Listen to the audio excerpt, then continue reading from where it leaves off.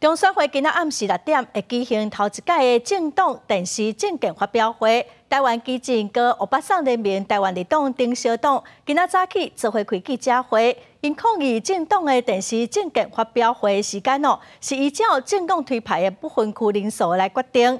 那立北三大党一党15分钟因这款小党上少只有4分钟尔，实在是无公平。伊嘛望讲中选会会当改善。小党长不大，大党变恶霸。初八暗时6点，中选会会举办史上第一摆的政党电视政见发表会。同一天，各无线电视台也会开始照轮，暗时9点到10点播送各政党的竞选宣传带。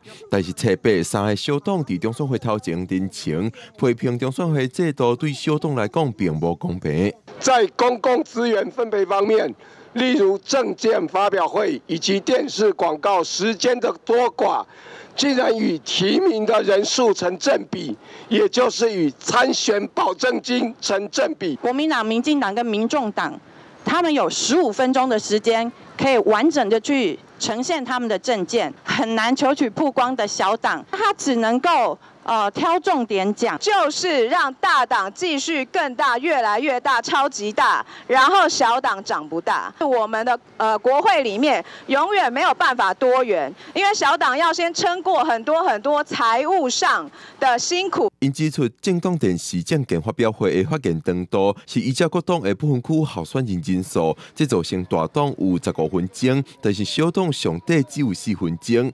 另外，放送竞选宣传带这部分，大党有10多分钟，小党上底煞无够1分钟。有没有愿意先口头的表达你的意见跟想法？你们的意见我们会带回去研商。接下小党代表的陈情，中选会代表面对小党的提问，并无做出真侪回应，敢若讲会甲意见早登去讨论。小党代表指出，这摆选举已经无时间修改制度，希望后摆选举进前，中选会会当公平对待，让小党有发声的机会。记者郭文条随台北报道。